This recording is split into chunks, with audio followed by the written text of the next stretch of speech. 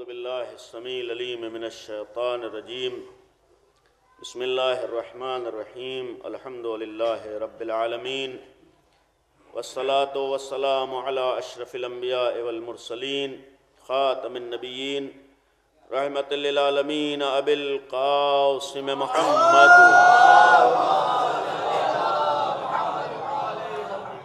وآلہ الطیبین الطاہرین المعصومین المظلومین لا سیما الصدیقۃ الطاہرہ فاطمۃ الزہراء سلام اللہ علیہا ولعنۃ اللہ علی اعدائہم وغاصبی حقوقہم وقاتلیہم ومنکری فضائلہم اجمعین اما بعد قالت فاطمۃ الزہراء سلام اللہ علیہا ان السعید حق السعید کل السعید من احب علیاً فی حیاتہ او بعد مماتہ صلوات پڑھیں محمد۔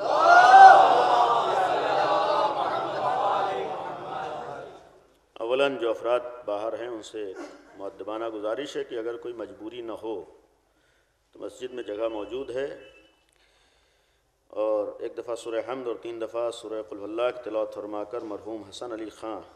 عرف یوسف صاحب ابن تقی علی خان صاحب کی روح کو ایصال کر دیں۔ بسم اللہ الرحمن الرحیم الحمدللہ رب العالمین الرحمن الرحیم مالک یوم الدین۔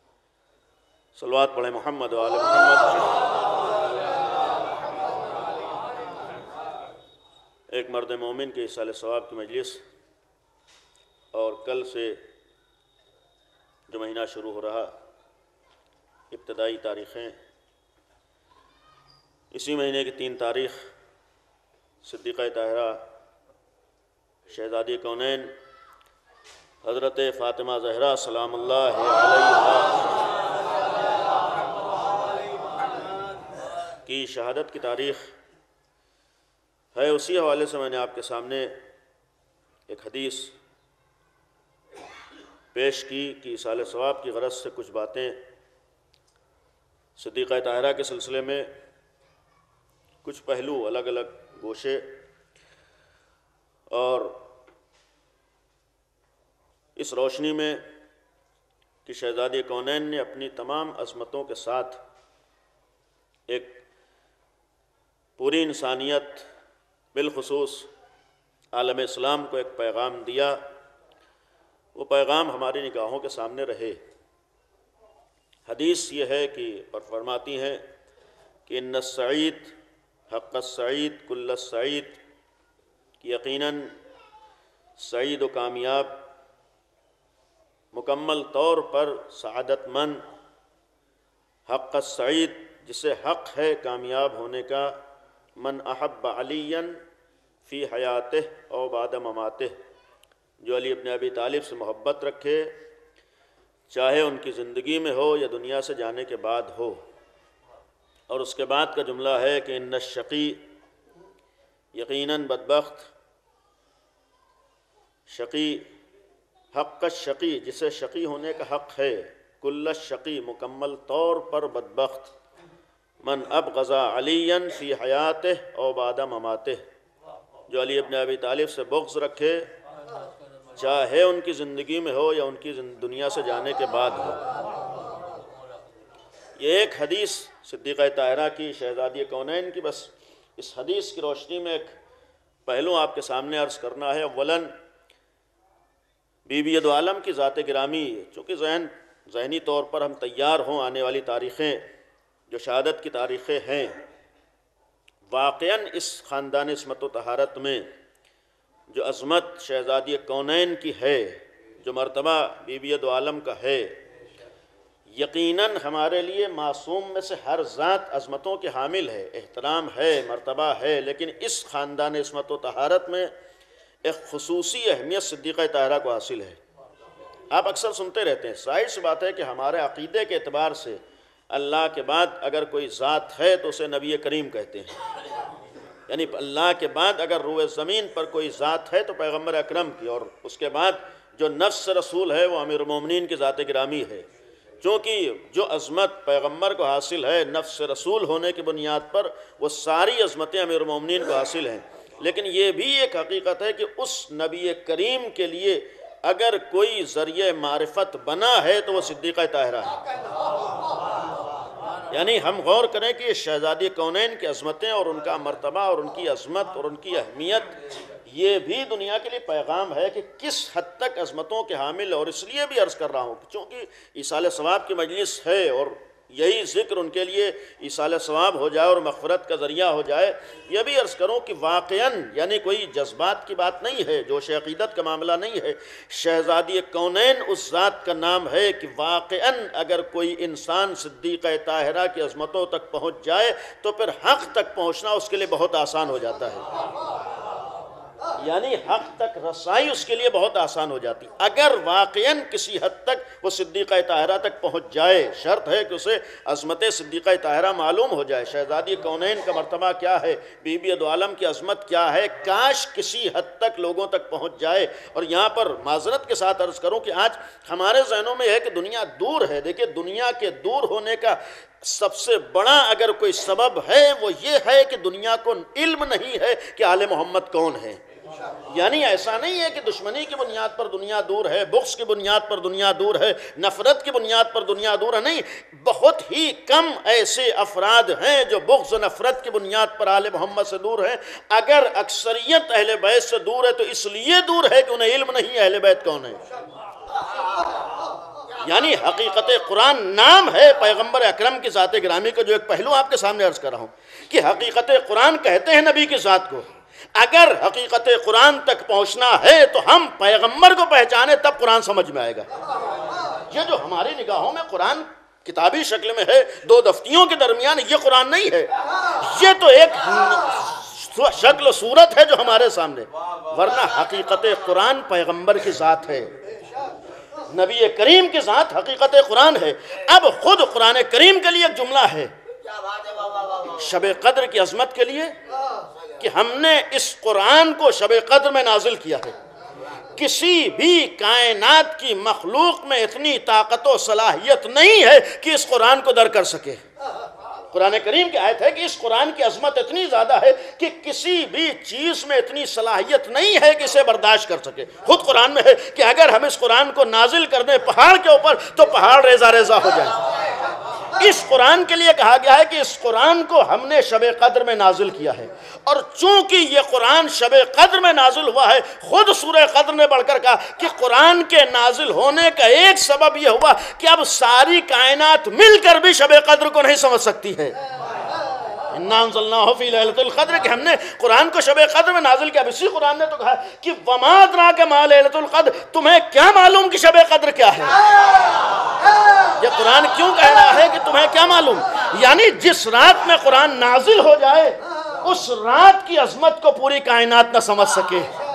انصاف سے بتائیے، یہ قرآن جس رات میں نازل ہو رہا ہے اس رات کی عظمت تو اتنی زیادہ ہو جاتی ہے کہ ساری کائنات مل کر بھی اس کی عظمت کو نہ سمجھ سکے۔ تو جہاں سے حقیقت قرآن کا آغاز ہو رہا ہو،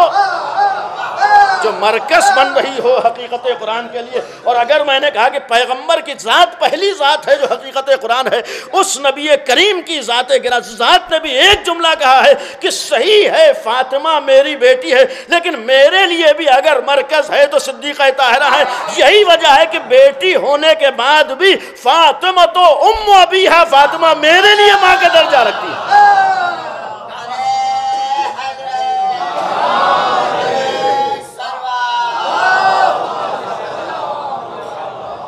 یہ جو فرمایا ہے کہ فاطمہ تو ام ابیہا، اس کا ایک پہلو یہ ہے کہ اگر قرآن کے لیے مرکز شب قدر بنی ہے تو پوری کائنات شب قدر کی عظمت کو نہیں سمجھ سکتی۔ تو پھر نبی کریم کے لیے ام کا مطلب مرکز ہوتا ہے۔ نبی کریم کے لیے بھی اگر کوئی مرکز ہے تو صدیقہ طاہرہ کی ذات ہے۔ اسی لیے معصوم کی حدیث ہے کہ شب قدر سے مراد صدیقہ طاہرہ بھی ہے۔ جس طرح ساری کائنات صدیقہ طاہرہ کو شب قدر کو نہیں پہچان سکتی، اسی طریقے سے ساری کائنات صدیقہ طاہرہ کو بھی نہیں پہچان سکتی۔ اور یہی وجہ ہے کہ شہزادی کونین کا جو نام فاطمہ ہے، معصوم کی حدیث ہے کہ فاطمہ کیوں کہا گیا ہے۔ فاطمہ کا مطلب کیا ہے؟ عربی میں فاطمہ کہتے ہیں فتم سے۔ فتم کا مطلب ہوتا ہے دور کر دیا جانا، دوری۔ اب فاطمہ کیوں ہے؟ ایک حدیث تو یہ ہے، یہ بہرحال ہمارے لیے خوشخبری بھی ہے کہ ایک حدیث تو معصوم کی یہ ہے کہ فاطمہ اس لیے نام رکھا گیا کہ وہ ذات اور جو بھی ان سے واقعی وابستہ ہو جائے اللہ نے ان سب کو آتش جہنم سے دور کر دیا ہے۔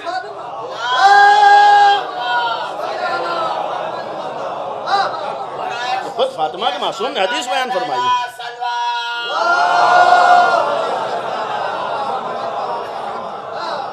فاطمہ کا مقصد خود معصوم نے فرمایا فاطمہ اس لیے نام قرار پایا، اس لیے انہیں فاطمہ کہا گیا ہے کہ وہ اور جو بھی ان سے واقعی طور پر وابستہ ہو جائے،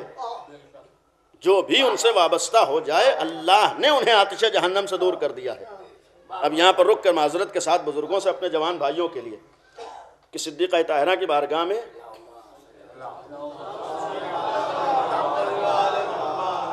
ایک خاتون نے ایک شوہر نے اپنے بیوی کو بھیجا کہ جاؤ شہزادی سے سوال کرو، حدیث موجود ہے، شہزادی سے سوال کرو کہ ہم آپ کے شیعہ ہیں یا نہیں ہیں۔ ایک شخص نے بھیجا کہ اپنی بیوی کو جاؤ سوال کرو کہ بھائی اس لیے کہ یہ حقیقت ہے کہ اپنی زبان سے کہہ دینا اور ہے اور ان کی زبان سے کہلوا لینا اور ہے۔ ہمارا اپنی زبان سے کہہ دینا یہ معیار نہیں ہے، اس لیے کہ دنیا میں جو بھی چاہے کہہ سکتا ہے، کہہ دینا کمال نہیں ہے، اصل کمال ہے کہ ادھر سے بھی تائید ہو جائے۔ جب اس نے سوال کیا ہے کہ صدیقہ طاہرہ سے کی جاؤ سوال کرو، تو شہزادی نے ایک جواب دیا ہے، یہ تاریخ میں موجود ہے، ذمہ داری سرچ کر رہا ہوں، حوالہ ہے کہ شہزادی کے پاس جب آئی وہ عورت، اس نے سوال کیا ہے تو صدیقہ طاہرہ نے جواب دیا، یہ ہمارے لیے بھی جواب ہے۔ شہزادی نے فرمایا جا کر کہہ دو کہ جتنی باتوں کا ہم نے حکم دیا ہے، جتنی باتوں کا ہم نے حکم دیا ہے اگر ان سب پر عمل کرتے ہو اور جتنی باتوں سے ہم نے روکا ہے اگر ان سب سے رکتے ہو تب تو ہمارے شیعہ ہو وَإِلَّا فَلَا۔ یہ شہزادی نے فرمایا تب تو ہمارے شیعہ ہو وَإِلَّا فَلَا، ورنہ تم شیعہ نہیں ہو۔ ظاہر سی بات ہے کہ ایک حقیقت ہے۔ دیکھیں یہاں پر ایک جملہ عرض کروں کہ یہیں پر پھر دوبارہ آئی ہے، اس نے گریہ کرتی ہوئی آئی اور اس کی طرف سے بھی اس نے کہا کہ بہت پریشان ہے، یہ جملہ سن کر رو رہا ہے، گریہ کر رہا ہے۔ ظاہر سی بات ہے کہ ہر انسان اپنی زندگی کے بارے میں بہتر جانتا ہے۔ جب اس نے آ کر کہا تو شہزادی نے جملہ کہا تھا کہ جا کر کہہ دو کہ شیعہ ہونا اور ہے اور جنت میں جانا اور ہے۔ جنت میں جانا کمال نہیں ہے، جو بھی محب ہوگا، روایت ہے جو بھی محب ہے، بہرحال قرآن کا ایک قانون ہے کہ جو بھی انسان نے کیا ہے وہ دیکھے گا، لیکن اگر شہزادی کونین کی محبت ہے تو جنت میں جائے گا۔ اب یہاں پر معصوم نے فرمایا ہے کہ چونکہ قرآن کا قانون ہے، اللہ کا اعلان ہے، انسان اپنے کیے ہوئے کو بھگتے گا۔ برزخ کا جو مرحلہ ہے یہ کہہ دینا آسان ہوتا ہے، دنیاوی مصیبتوں کو آدمی نہیں برداشت کر پاتا ہے، بہت آسانی سے ہم سوچ لیتے کچھ بھی ہوگا جھیل لیں گے، جانا جنتی میں، نہیں، کہہ دینا معصوم نے خود فرمایا ہے کہ انسان دعا کرے کہ اللہ وہاں کی بھی مصیبتوں سے محفوظ رکھے۔ جنت میں چلا جانا یہ کمال نہیں ہے اہل بیت کے در پر، یہ بھی ایک تمنا ہو کہ اس منزل سے ہمیں نہ گزرنا پڑے، اس منزل سے انسان کو گزرنا ہے، اس منزل سے انسان کو جانا ہے۔ معصوم نے فرمایا کہ جو بھی حتیٰ یہاں تک روایت ہے کہ ہو سکتا ہے محبت کے بعد اگر اعمال صحیح نہیں ہیں تو جہنم میں بھی جائے کچھ مرحلے کے لیے، البتہ اوپری طبقے میں وہاں تک جانا، اس کے بعد اللہ اس محبت کی بنیاد پر اسے لے کر آئے گا، جنت میں شامل کرے گا۔ یہ روایت ہے ہمارے ہاں۔ ہم واقعاً شہزادی نے جب اس نے آ کر کہا تو شہزادی نے جواب دیا تھا کہ اس سے جا کر کہہ دو ہمارے شیعہ ہونے کا تو معیار یہی ہے جو میں نے بیان کر دیا، کہ اس میں کوئی کمی نہیں آئے گی، ہمارے شیعہ ہونے کا معیار جو میں نے بتا دیا یہی ہے۔ ہاں یہ اور بات ہے کہ جس کے دل میں ہماری محبت ہے، جس کے دل میں ہماری محبت، اور یہاں پر رک ایک جملہ عرض کرو کہ واقعاً اگر محبت ہوتی ہے تو محبت کے کچھ تقاضے بھی ہوتے ہیں، کہ اگر واقعاً محبت ہے تو محبت کے کچھ تقاضے بھی ہوتے ہیں۔ باپ سے محبت کا مطلب یہ نہیں ہوتا ہے کہ باپ کے سامنے ہی اس کی مخالفت کی جائے۔ دیکھیں میں نے سیوم کو مجلس کچھ باتیں عرض کی، دیکھیں اگر باپ سے محبت ہے، آج دنیا کا کیسا بھی انسان کیوں نہ ہو، اگر اولاد باپ کے سامنے اس کی مخالفت کرتی ہے تو ہر آدمی اسے برا کہتا ہے۔ آج اگر ہم باپ کے سامنے اس کی مخالفت کریں تب دنیا کی نگاہوں میں قابل مذمت ہو جاتے ہیں، اگر آل محمد کی نگاہوں کے سامنے یہ کہہ کر کہ مولا آپ کے شیعہ ہیں اور انہی کی مخالفت کریں، یہ تو خود ہمارا لمحہ فکریہ ہے، یہ کہہ کر دیکھیں واقعاً یہ قابل غور، یہ کہہ کر، یہ دعویٰ کر کے، یہ زبان پر لا کر کہ آقا ہم آپ کے شیعہ ہیں اور انہی کے سامنے ان کی مخالفت ہو، نہیں یہ کیسے؟ اور یہاں پر اس لیے ہمارے بعض روایات میں یہ تک کہا گیا ہے کہ اپنے کو شیعہ نہ کہو بلکہ اپنے کو محب کہو، یہ ہے روایتوں اپنے محب کہو، اور اس لیے بھی کہ محب بن جانا بہت آسان ہے، اس لیے کہ ہر اچھی چیز سے محبت ہر ایک کو ہو سکتی ہے، ہر اچھی چیز سے محبت ہر ایک کو ہو سکتی ہے، یہ محبت پیدا کر لینا یہ کمال نہیں ہے، کمال ہے اپنے کو شیعہ علی بنا لینا، اگر کسی کے لیے کمال ہے تو اپنے کو شیعہ امیر المومنین بنا لینا، ہم اس بات کے اوپر خوش نہ ہو کہ محب علی ہیں، نہیں کوشش یہ ہو کہ ہم شیعہ علی بن جائیں، اور یہ منع کیا گیا اس کا راز بھی عرض کر دوں، کیوں منع کیا گیا؟ یہ بھی آل محمد نے ہمارے ساتھ احسان کیا ہے، کہ اہل بیت کا ہمارے اوپر احسان ہے کہ انہوں نے فرمایا کہ اپنے کو شیعہ علی نہ کہو بلکہ اپنے کو محب علی کہو، کیوں؟ اس لیے کہ اگر کہیں ہمیں امتحان دینا ہو، کہیں پر ٹیسٹ دینا ہو، کہیں پر اختبار دینا ہو، تو انصاف سے بتائیے ہم جو اعلان کریں کہ ہم یہ ہیں، ہم کسی بھی جگہ جا رہے ہیں امتحان دینے کے لیے، ہم یہ کہیں کہ بھائی اس فیلڈ میں اس موضوع کے اوپر ہم نے مہارت حاصل کی، ہم اس فیلڈ میں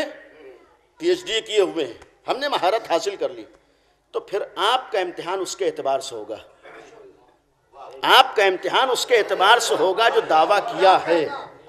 لیکن اگر آپ جاتے ہی کہیے کہ بھائی ہم تو 5واں پاس ہیں یا ہم ہائی اسکول پاس ہیں، تو آپ کا امتحان اس کے اعتبار سے ہوگا۔ یہ جو اہل بیت نے کہا ہے کہ اپنے کو شیعہ علی نہ کہو بلکہ محب علی کہو، یہ بھی ہمارے اوپر احسان ہے کہ اگر کہیں اللہ نے شیعہ علی کے معیار پر امتحان لے لیا، قابل غور تو یہ ہے کہ اگر اللہ نے امتحان لے لیا اس کے اوپر اتر جانا آسان نہیں ہوگا۔ یقیناً اس صدیقہ طاہرہ کی محبت اگر ہمارے دلوں میں، جو میں عرض کر رہا تھا کہ واقعاً جو عظمتوں کے حامل ہے، اس ذات گرامی کی محبت اس شے کا نام ہے جو محبت بھی ایسی ویسی نہیں ہوتی ہے، بلکہ محبت کے اندر بھی وہ طاقت ہوتی ہے کہ جس سے محبت ہے ادھر کھینچ کے لے جاتی ہے، کیونکہ مرکز کہا گیا ہے۔ محبت میں بھی یقیناً کچھ نہ کچھ اثرات ہوتے ہیں، یقیناً محبت میں بھی ایسی ذات گرامی کے لیے محبت، جو میں نے کہا کہ بعض پہلو عرض کر رہا ہوں کہ ایک پہلو یہ ہے کہ اتنی عظمت ہے، محبت کے لیے کہا گیا کیا محبت ہو، مرکز قرآن ہے، چونکہ پیغمبر اکرم کے لیے مرکز قرار پائی۔ اب جو پیغمبر اکرم کے لیے مرکز ہے، اس نے کائنات کی نجات کی فکر کی ہے۔ یہ بھی عرض کر دوں اہل بیت کا جو ایک کمال تھا، انہوں نے پوری دنیا کی نجات کی فکر کی ہے۔ اہل بیت نے ہرگز یہ نہیں چاہا ہے کہ ہم نجات پا جائیں، دنیا سے ہم سے کیا مطلب ہے۔ جو عرض کرنا چاہ رہا ہوں، اہل بیت کی کوشش یہ تھی کہ دنیا کا کوئی بھی انسان ہدایت سے دور نہ رہنے پائے۔ دیکھیں اس گھرانے کا امتیاز کیا ہے، دنیا میں اور دوسرے افراد ہیں، دوسرے رہبر ہوں گے، دوسری شخصیتیں ہوں گی جنہیں اپنی فکر رہی ہے، لیکن آل محمد کو اپنی فکر نہیں رہی ہے، اہل بیت کو دوسروں کی فکر رہی ہے۔ اہل بیت نے دوسروں کی نجات کا انتظام کیا ہے، آل محمد نے دوسروں کی نجات کی فکر کی۔ اب یہیں پر پہنچ کے ایک حساس جملہ عرض کروں، بہرحال بہت سے افراد موجود ہیں اور ایسے افراد ہیں جو واقعاً ان چیزوں کو غور کر سکتے ہیں کہ اہل بیت نے دوسروں کی نجات کی فکر کی ہے۔ حتیٰ یہ بھی ایک مرحلہ ہے جو تاریخ کا ایک حساس موڑ ہے۔ شہزادی کونین کے لیے ہمارا عقیدہ یہ ہے کہ وہ کائنات کے لیے رحمت ہے، چونکہ رحمت للعالمین کی بیٹی ہیں، اور اگر رحمت للعالمین کی بیٹی ہیں، اور یہ بھی حدیث ہمارے سامنے کہ جز رسالت ہیں، پیغمبر کا جز ہیں، جز کا مطلب یہ ہے کہ جتنی چیزیں پیغمبر اکرم کی ذات میں پائی جاتی ہیں وہ ساری چیزیں صدیقہ طاہرہ میں ہیں، یعنی جو چیزیں پیغمبر کی ذات میں وہ سب صدیقہ طاہرہ میں ہیں۔ تو جتنے کمالات اللہ نے اپنے نبی کو عطا کیے ہیں، ان سارے کمالات میں صدیقہ طاہرہ کو شریک کیا ہے، یعنی جتنی عظمتیں، جتنے کمالات اللہ نے اپنے نبی کو عطا کیے ہیں، وہ سارے کمالات اللہ نے شہزادی کونین کو عطا کیے ہیں۔ اب اگر نبی کے لیے قرآن نے کہا ہے کہ وما ارسلناک الا رحمۃ للعالمین، کہ ہم نے اپنے نبی کو عالمین کے لیے رحمت بنایا ہے، یعنی پیغمبر کائنات کے لیے رحمت ہے۔ اور اگر قرآن نے کہا ہے کائنات کی رحمت، اس کا مطلب یہ ہے کہ نبی جو بھی کریں وہ رحمت ہوگا۔ قرآن نے کہا ہے کہ عالمین کے لیے رحمت یعنی مجسمہ رحمت ہے، اور اگر مجسمہ رحمت ہے تو نبی کا ہر عمل رحمت ہے، خلاف رحمت کبھی نبی کا عمل انجام نہیں دیں گے۔ جو بھی کریں گے وہ رحمت ہوگا، جو بھی فعل نبی کریم انجام دے، قرآن کی اس آیت کے اوپر یقین کرتے ہوئے یقین کرنا پڑے گا کہ وہی رحمت ہے۔ خلاف رحمت نبی سے کوئی فعل نہیں سرزد ہوگا، خلاف رحمت کوئی نبی کام نہیں کرے گا، اس لیے کہ رحمت للعالمین ہے، مجسمہ رحمت ہے، ہر عمل رحمت ہے۔ اس کا مطلب یہ ہوگا کہ اگر کسی کو آغوش میں اٹھائیں تو یہ بھی رحمت ہے، اگر کسی کو ہاتھوں پر اٹھائیں تو یہ بھی رحمت ہے، کسی کے احترام میں اٹھ رہے ہیں تو یہ بھی رحمت ہے، اور کسی کو بزم سے اٹھا رہے ہیں تو یہ بھی رحمت ہے۔ ایک صلوات پڑھ دیں محمد و آل محمد۔ بہرحال جہاں تک لانا چاہوں، اگر نبی رحمت ہے، ہمیں اگر قرآن کی آیت پر یقین ہے تو یقین ہونا چاہیے کہ ہر کام رحمت ہے، خلاف رحمت نہیں کر سکتے۔ اب اگر صدیقہ طاہرہ انہی نبی کا جز ہے تو اس کا مطلب صدیقہ طاہرہ جو کریں گے وہ رحمت ہوگا، خلاف رحمت شہزادی کونین کوئی عمل انجام نہیں دیں گی۔ جو بھی فعل انجام دیں، جو بھی عمل انجام دیں، جو کام کریں وہ رحمت ہوگا۔ اور اگر ہر کام رحمت ہے تو تاریخ کا ایک حساس موڑ ہمارے سامنے ہے۔ میں دیکھیے طنز کا عادی نہیں ہوں،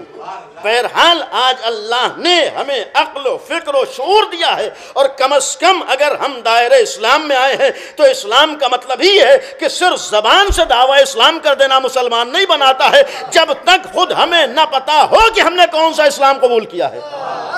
خود اگر اللہ نے ہمیں فکر دی ہے، شعور دیا ہے، سوچنے سمجھنے کی صلاحیت دی ہے، تو اس وقت تک ہم مسلمان نہیں ہو سکتے جب تک ہمیں خود نہ معلوم ہو۔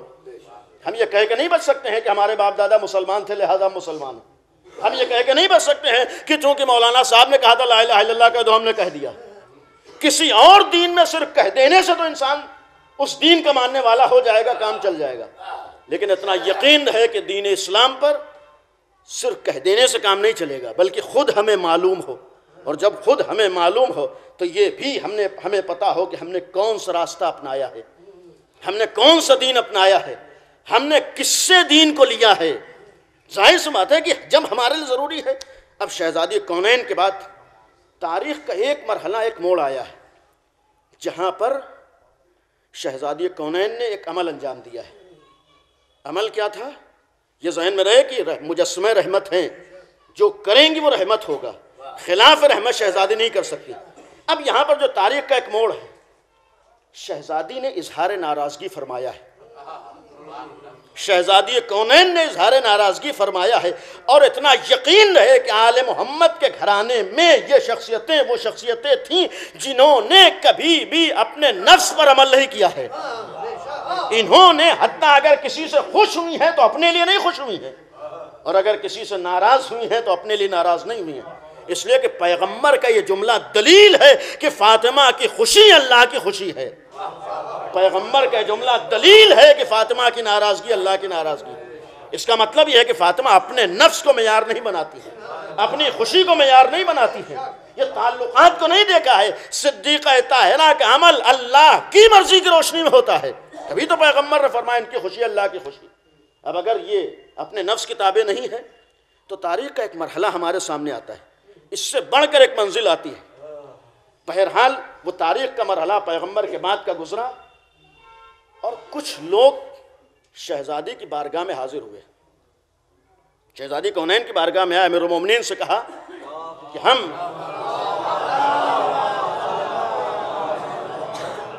شہزادی کونین تک جانا چاہتے ہیں۔ اظہار پشیمانی کیا ہے، شہزادی کونین راضی نہیں ہے۔ امیر المومنین نے جب آ کر فرمایا تو شہزادی نے جواب دیا تھا، علی گھر آپ کا گھر ہے، میں آپ کے اختیار میں ہوں، آپ کو اختیار ہے جیسی آپ مصلحت سمجھیے۔ اب امیر المومنین کی مصلحت کیا ہے؟ شاید ایک مصلحت یہ بھی ہو کہ دنیا کو پیغام دینا۔ پیغام کیا دینا ہے؟ یہ یقین ہے کہ شہزادی رحمت للعالمین کی بیٹی ہے، یہ یقین ہے کہ بنت نبی جو کریں گی وہ رحمت ہوگا، خلاف رحمت نبی کی بیٹی کو انہیں عمل انجام نہیں دے گی۔ اب آنے والے آتے ہیں، ذہن کیا کہتا ہے کہ اگر کوئی آ کر اپنی غلطی کی معافی مانگ رہا ہو کوئی اپنی خطا کا اظہار کر رہا ہو، اعتراف کر رہا ہو، تو تقاضائے رحمت یہ ہے کہ آنے والے کو معاف کر دیا جائے۔ دیکھیں تقاضائے رحمت یہ ہے کہ اگر کوئی اپنی غلطی کا اعتراف کر رہا ہے، اپنی غلطیوں کی معافی مانگ رہا ہے، تو اسے معاف کر دیا جائے۔ تاریخ بتاتی ہے کہ علی ابن ابی طالب نے شاید اسی مصلحت کو نگاہوں میں رکھا ہے۔ بی بی دو عالم تک آنے والے آتے ہیں، اظہار معذرت کرتے ہیں، پیغمبر کی بیٹی کی بارگاہ میں آ کر اپنی طرف سے کہتے ہیں کہ ہاں غلطی ہوئی، آپ معاف کر دیے، لیکن شہزادی نے معاف نہیں کیا ہے۔ میں نے کہا کہ ایک طرف یقین ہے کہ رحمت کے خلاف نہیں کریں گے، بظاہر رحمت کا نمونہ یہ ہے کہ اگر کسی نے غلطی کی معافی مانگی ہے، اعتراف کیا ہے کہ ہم سے غلطی ہو گئی، تو بھئی ہم اور آپ یہی تو کہتے ہیں کہ بھئی سامنے والا آ کر اپنی غلطی کی معافی مانگ رہا ہے، آپ رحمت کا نمونہ ہیں، آپ مجسمہ رحمت ہے، معاف کر دیجئے۔ لیکن یاد رہے کہ صدیقہ طاہرہ نے اپنے نفس پر عمل نہیں کیا ہے۔ یہ گھرانہ وہ گھرانہ تھا جس کو اپنے سے زیادہ کائنات کی نجات کی فکر تھی۔ یہ شاید صدیقہ طاہرہ کا معاف نہ کر کے اپنے کو رحمت کا نمونہ باقی رکھ کے پیغام دینا تھا، چونکہ میں رحمت کا نمونہ ہوں، خلاف رحمت میں کچھ نہیں کروں گا۔ ہو سکتا ہے کبھی معاف نہ کرنا بھی رحمت کا نمونہ ہو، اور رحمت کا نمونہ اس لیے ہوگا کہ کل تم یہ نہ کہو کہ ہم نہیں پہچان سکے، کل یہ نہ کہو کہ ہمیں نہیں معلوم تھا، آؤ رحمت للعالمین کی بیٹی کے ذریعے سے پہچانو جو مجسمہ رحمت ہے۔ اگر کسی سے ناراض ہو کر معاف کرنے پر تیار نہیں ہے تو تنہا اس لیے نہیں تیار کہ اگر آج معاف کر دوں گی تو پوری امت جو گمراہ ہوگی اس کا ذمہ دار کون؟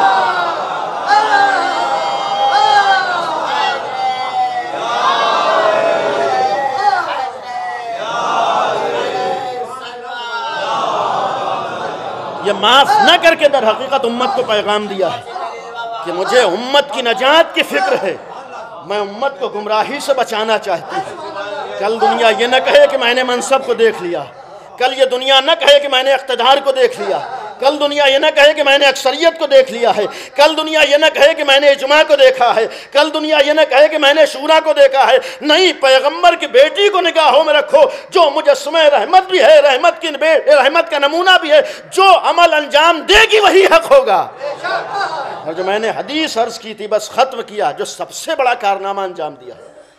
اہم کارنامہ شہزادی کونین کا یہی تھا کہ اتنی عظمتوں کے بعد، اتنی اہمیت کے بعد، اتنے کمالات کے بعد اپنے کو کس کے اوپر قربان کیا ہے؟ اتنی عظمتوں کے بعد اپنے کو کس کے اوپر قربان کیا؟ یہ قربانی نہیں تھی بلکہ دنیا کو پیغام دے رہی تھی، آؤ میرے ذریعے سے پہچانو کہ نبوت کے بعد، رسالت کے بعد اگر ہدایت ملے گی تو کہاں سے ملے گی؟ میں نے یہی تو کام انجام دیا ہے، میں نے نبوت و امامت کو آپس میں جوڑا ہے، میں نے جو کارنامہ انجام دیا ہے یہی کارنامہ انجام دیا ہے کہ لوگوں کو رسالت سے امامت تک پہنچایا ہے۔ اور شاید پیغمبر کی حدیثیں، پیغمبر کا عمل اس لیے بھی تھا کہ اگر دنیا نبی کے بعد حق کو دیکھنا چاہے، ساری چیزوں کو چھوڑ دے، تنہا میری بیٹی کو نگاہوں میں رکھے تو وہ حق کو بھی پہچان لے گی، باطل کو بھی پہچان لے گی۔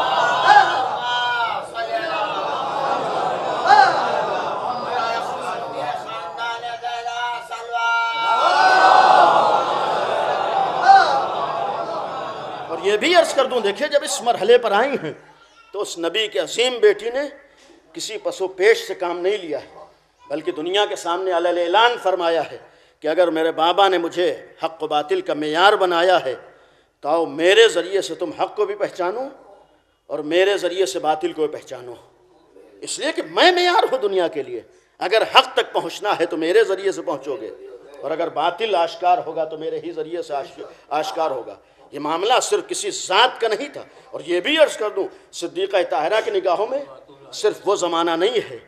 نبی کی بیٹی کی نگاہوں میں صرف وہ دور نہیں ہے، بلکہ نبی کی بیٹی آج تک کے زمانے کو دیکھ رہی تھی۔ اور جب اتنی قربانیاں دے کر دنیا کو پیغام دے دیا ہے کہ نبی کے بعد ہدایت کہاں سے ملے گی، تو قربانیوں کے بعد جب دنیا کی صورتحال یہ رہی ہو تو اگر اس نے قربانیاں نہ دی ہوتی تو آج عالم کیا ہوتا ہے؟ آپ انصاف سے بتائیے، جب قربانیاں دینے کے بعد یزید جیسے افراد حاکم اسلامی بن گئے، قربانیاں دینے کے بعد جب متوکل جیسے افراد حاکم اسلامی بن گئے، تو اگر نبی کی بیٹی نے قربانی نہ دی ہوتی تو آج اسلام کی صورتحال کیا ہوتی؟ کہ قربانیوں کا راز یہ تھا کہ دنیا کو بتایا ہے، زحمتوں کا راز یہ تھا، مصائب برداشت کرنے کا راز یہ تھا کہ میرے ذریعے سے پہچانو کہ نبی کے بعد ہدایت کہاں سے ملے گی۔ اور یہی تو مرحلہ ہے کہ اس شہزادی کونین کے بعد جسے ثانیہ زہرا کہا گیا ہے، اس نے وہی عمل انجام کربلا میں دیا ہے کہ آ کر بیماری کے عالم میں شانہ ہلا کر شریعت کا مسئلہ نہیں پوچھا ہے، بلکہ شانہ ہلا کر پوری کائنات کو حسین ابن علی کے بعد آنے والے امام کی طرف متوجہ کیا ہے۔ جو کام مادر گرامی نے انجام دیا تھا وہی کام زینب اولیاء مقام نے انجام دیا ہے۔ دنیا کو بتایا ہے کہ ہدایت کہاں سے ہے، دنیا کو بتایا ہے نجات کہاں سے ہے۔ اگر یہ جملہ فرمایا ہے کہ علی ابن ابی طالب ہی حق ہے، علی ابن ابی طالب کی محبت ہی تمہیں کامیاب کرے گی، یہ جو فرمایا ہے علی ابن ابی طالب کی محبت ہی تمہیں کامیابیوں تک لے جائے گی، یہ اس لیے فرمایا کہ بغیر علی سے وابستہ ہوئے حق کا تصور نہیں ہے، بغیر علی ابن ابی طالب کے در تک آئے ہوئے حق کا تصور نہیں کیا جا سکتا ہے۔ اور بس ختم کیا، اگر علی ابن ابی طالب کی محبت حق ہے، میں نے بعض جگہوں پر عرض کیا ہے کہ تقاضائے محبت بھی کچھ ہوتا ہے،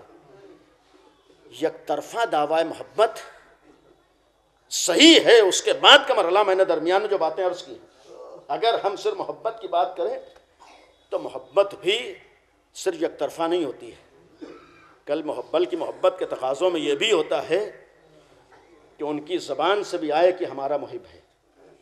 آج اگر ہمیں فخر ہے، آج اگر ہمیں ناز ہے،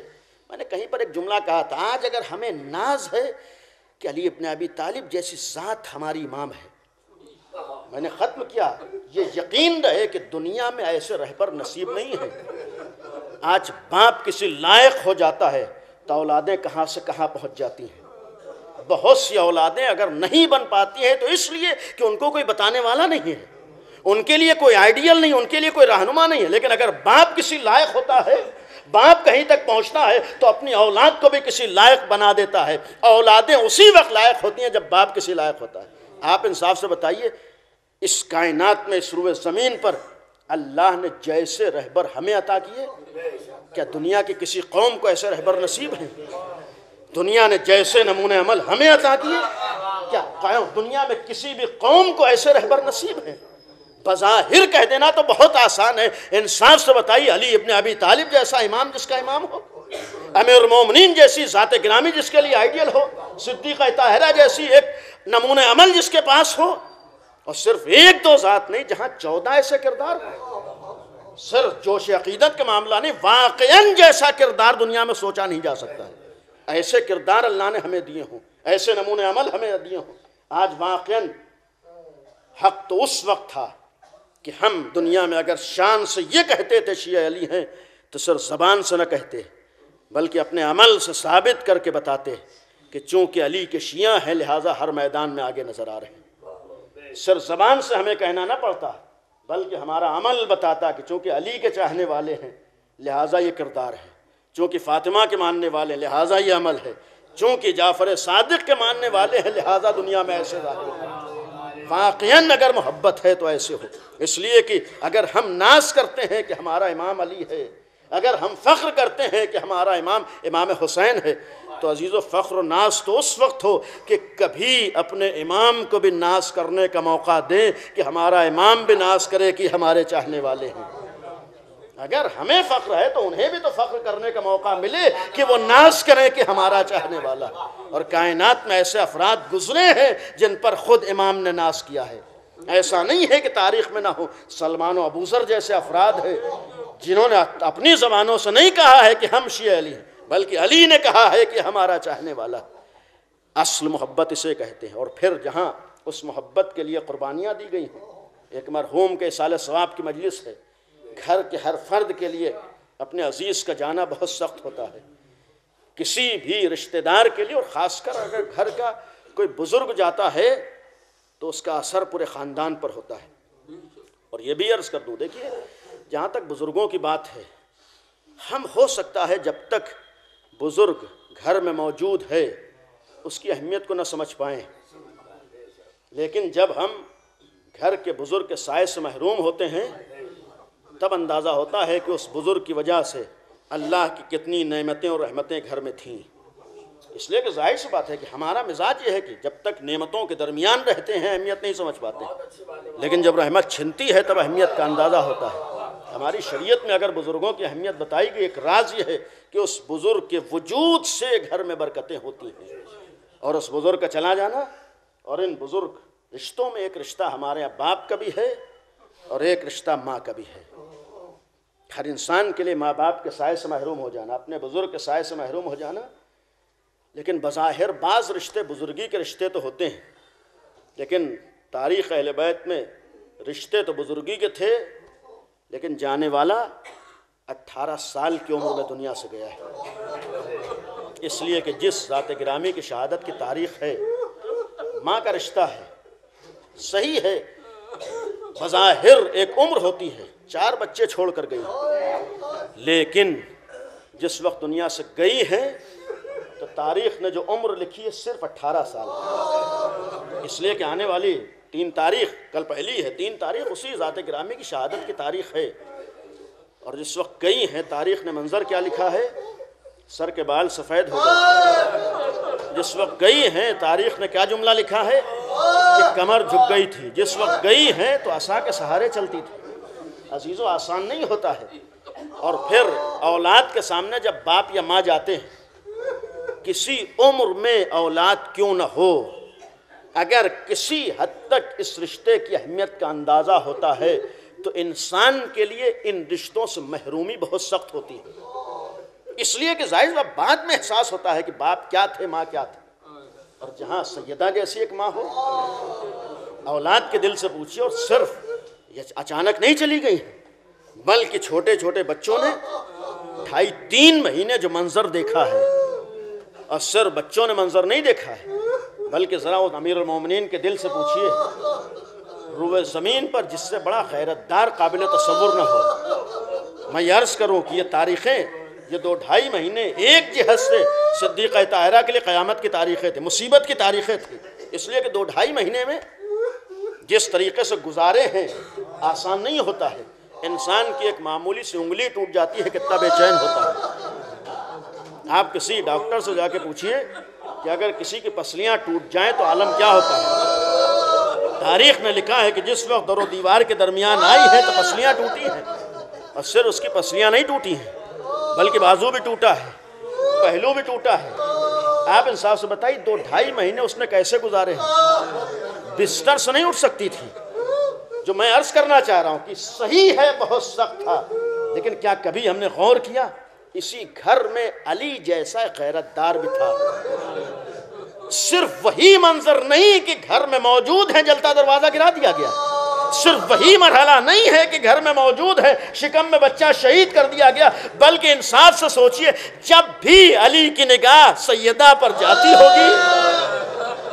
جب بھی مولا علی سید کونین کو دیکھتے ہوں گے بستر بیماری پر ہیں، تاریخ بتاتی ہے کہ اس کے بعد بستر سے نہیں اٹھ سکی ہیں، بہت سختی سے اٹھتی تھی۔ جب بھی مولا دیکھتے ہوں گے، جب بھی امام کی نگاہ شہزادی پر جاتی ہوگی تو عالم کیا ہوتا ہوگا، کس طرح سے بے چین ہوتے ہوں گے۔ اس لیے کہ ایک غیرت دار انسان کے لیے اپنا گلا کٹا دینا تو بہت آسان ہوتا ہے، لیکن غیرت دار کے لیے اگر ناموس کی بات آ جائے تو بہت سخت ہوتا ہے۔ اور جہاں علی جیسا غیرت دار ہو اور سیدہ جیسی ناموس ہو، اور اسی علی کے سامنے سیدہ در و دیوار کے درمیان آ جائے، اور جس وقت در و دیوار کے درمیان آئی ہیں شکم میں بچہ شہید ہوا ہے، اور جس وقت بچے کی شہادت ہوئی، عزیزو یہاں پر تاریخ کا ایک منظر ہے کہ علی ابن ابی طالب اس ذات کا نام ہے جو مشکل کشائے کائنات ہے۔ امیر المومنین مشکل کشائے کائنات ہیں، حتیٰ تاریخ میں ہے کہ نبی کریم نے بھی جب وقت پڑا ہے تو امیر المومنین کو پکارا تھا۔ پوری دنیا مولائے کائنات کو پکارتی ہے، لیکن تاریخ کا یہ مرحلہ ایسا ہے، ہمیں کہیں نہیں ملتا ہے کہ اتنی مصیبتوں کے بعد کہیں بھی زبان پر یہ جملہ آیا ہو، اے علی ہماری مدد کرو۔ آپ سوچئے کہ در و دیوار کے درمیان آئی ہے، بچہ شہید ہوا ہے، لیکن تاریخ نے جملہ لکھا صرف یہ فرمائے یا فزت و خزینی قتل معافی آشائی، اے فضہ مجھے سنبھالو، میرے شکم میں میرا محسن شہید ہو گیا۔ عزیزو امیر المومنین کو نہیں پکارا، شاید وجہ یہ ہے کہ سیدہ ابھی بھی نہیں چاہتی تھی کہ علی کا مقابلہ ان ظالموں سے ہو۔ سیدہ نہیں چاہتی تھی کہ علی سامنے ہے، علی کو بچایا ہے، امیر المومنین کی حفاظت کی ہے، اور دنیا کو یہی تو پیغام دیا ہے کہ ہماری قربانیوں سے عظمت علی کو سمجھو، ہماری قربانیوں سے ولایت علی کی عظمت کو سمجھو۔ میں نے اپنے کو علی پہ قربان کیا ہے، میں نے اپنی جان کا نذرانہ پیش کیا ہے، میں نے اپنے بچے کو قربان کیا ہے، اور صرف قربان نہیں کیا ہے۔ بس ایک منظر عرض کرو، جس وقت در و دیوار کے درمیان آئی ہے، اب یہاں تاریخ میں ہے، چونکہ شہادت کی تاریخ بھی اس لیے عرض کرو کہ جس وقت در و دیوار کے درمیان آئی ہے، دروازے میں ایک کیل ہے جو شہزادی کے سینے میں در آئی ہے۔ اب یہیں پر ایک فقیہ کا جملہ ہے، فقیہ اہل بیت ہیں آغا کمپانی، انہوں نے جو شعر کہا ہے، کہتے ہیں کہ لست ادری خبر المسماری، اس دروازے میں جو کیل تھی اس نے کون سا ستم ڈھایا ہے مجھے خبر نہیں، صرف اتنا جملہ کا سل صدرہا خزینت الاسراری، اسی سینے سے سوال کر لو جو بہت سے راز لے کر دنیا سے چلی گئی۔ یہ جو جملہ کہا ہے کہ بہت سے راز لے کر دنیا سے چلی گئی، آپ امیر المومنین کی وصیت نہج البلاغہ میں پڑھیے، مولا کائنات نے جو وصیت کی ہے، امیر المومنین فرماتے ہیں اللہ کے رسول دنیا کا دستور تو یہ ہے کہ اگر کوئی امانت اسے سپرد کی جائے تو وہ خود امانت کو واپس کرے۔ مولا جملہ فرمایا، اے اللہ کے رسول سیدہ آپ نے بطور امانت مجھے دی تھی، کہتے ہیں میں خود امانت نہیں واپس کر رہا بلکہ مجھ سے امانت چھین لی گئی۔ اور پھر جو جملہ کہا ہے، اے اللہ کے رسول جو امانت مجھ سے چھینی گئی ہے، بہت ستائی گئی ہے، سیدہ نے اپنا درد دل مجھ سے بیان نہیں کیا ہے، سیدہ پر جو مصیبتیں ڈھائی گئی مجھ سے نہیں بیان کیا۔ اے اللہ کے رسول آپ خود شہزادی سے پوچھئے کہ کیسے کیسے مسائل پڑے ہیں۔ عزیزو جو علی اب اس جملے کو فرما رہے ہیں کہ خود آپ سوال کیجئے کیسے ستائی گئی، آسان نہیں تھا، اور یہی وجہ ہے بس ختم کیا۔ جس وقت امیر المومنین نے غسل دینا شروع کیا ہے، ہمارا عقیدہ یہ ہے کہ ہر چیز کا علم اہل بیت کو ہے، لیکن بعض موقعوں پر جو اس طرح کے مرحلے سامنے آتے ہیں، یہ مرحلے اس لیے ہوتے ہیں کہ دنیا کو پیغام دینا ہے۔ ایسا نہیں کہ علی کو نہیں معلوم تھا، سب جانتے تھے۔ پھر جب وہ منزل آئی ہے، غسل دیا ہے، غسل دیتے دیتے ایک دفعہ علی چیخ کر روئے تھے، اور جب سلمان نے ہاتھوں کو جوڑ کر جملہ کہا تھا، مولا ابھی تو آپ چھوٹے چھوٹے بچوں سے کہہ رہے تھے کہ تمہاری ماں کی وصیت ہے لوگوں کو معلوم نہ ہو، سیدہ کی وصیت ہے لوگوں کو پتہ نہ چلے، لہٰذا آہستہ رونا، یہ امیر المومنین کے لیے ملتا ہے، لہٰذا آہستہ رونا کہیں آواز باہر نہ چلی جائے۔ سلمان نے جملہ کیا کہا تھا جب مولا چیخ کر روئے ہیں تو ہاتھوں کو جوڑ کر کہ مولا ابھی تو آپ چھوٹے چھوٹے بچوں سے فرما رہے تھے دھیرے رونا، یہ آپ کو کیا ہو گیا کہ تڑپ کر روئے ہیں، یہ آپ کو کیا ہوگا کہ بے چین ہو کر۔ میں نے کہا کہ شاید علی یہی تو پیغام دینا چاہتے تھے۔ سلمان سے جملہ کہے، سلمان علی کے دل سے کیا پوچھتے ہو؟ جو زخم 2-2.5 مہینے پہلے لگا تھا، ہائے آج بھی اس کا اثر باقی تھا، ایسا نہیں ہے کہ بازو ٹوٹا تھا، آج بھی بازو پر ورم موجود ہے، آج بھی ٹوٹی ہوئی پسلیوں کا اثر موجود ہے۔ ذرا علی کے دل سے پوچھو کہ علی نے ایک منظر دیکھا کیسے بے چین ہوئے۔ بس ہاتھوں کو جوڑ کے کہوں، اے مولا علی آپ نے تو ایک لاشا دیکھا ہے، ہائے کربلا کا میدان، زینب نے کتنے لاشیں دیکھے، ہائے اس بیٹی نے یہ بھی تو بہن نے لاش منظر دیکھا کہ درمیان میں لاش حسین تھی، ادھر کے گھوڑے ادھر کے گھوڑے ادھر، بس یہ فریاد کرتی رہی، اے بابا علی مرتضی آ کر منظر دیکھو تو۔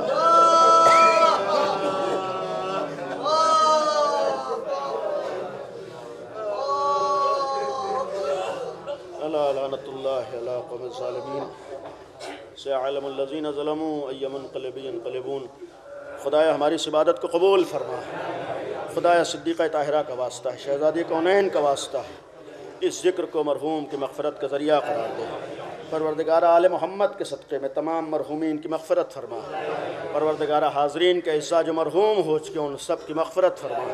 پروردگارہ آل محمد کا واسطہ ہم سب کو واقعی معنی میں شیعہ علی بننے کی توفیق عطا فرما، پروردگارہ ہم سب کو واقعی معنی میں محب علی بننے کی توفیق عطا فرما، پروردگارہ صدیقہ طاہرہ کو ہم سے راضی اور خوشنود فرما، پروردگارہ تجھے شہزادی کا واسطہ ہے، ہم سب کو علم و عمل کی توفیق عطا فرما۔ پروردگارہ ہمارے درمیان سے جہالت کا خاتمہ فرما۔ پروردگارہ آل محمد کا واسطہ دنیا سے ظلم و ستم کا خاتمہ فرما۔ پروردگارہ دنیا میں امن و امان کو قائم فرما۔ پروردگارہ تجھے اہل بیت کا واسطہ ہے، آل محمد کا واسطہ جہاں جہاں بھی حق کے ماننے والے ان سب کی جان و مال، عزت و ناموس کی حفاظت فرما۔ پروردگارہ شہزادی کونین کا واسطہ ہے، ہماری ماؤں بہنوں کو حجاب و پردے کی توفیق عطا فرما۔ پروردگارہ عظمت اہل بیت کا واسطہ ہے، پورا شوق زمانہ ہے، ہمارے جوانوں اور ہمارے بچوں کی حفاظت فرما۔ پروردگارہ تجھے اہل بیت کا واسطہ ہے، آل محمد کا واسطہ ہے، امام عصر کو ہم سے راضی و خوشنود فرما۔ خدایا صدیقہ طاہرہ کے واسطہ ہے، امام عصر کے ظہور میں تعجیل فرما۔ خدایا ہم سب کو عصروں میں شمار فرما۔ ایک دفعہ سورہ فاتحہ کی تلاوت فرما کر مرحوم حسن علی خان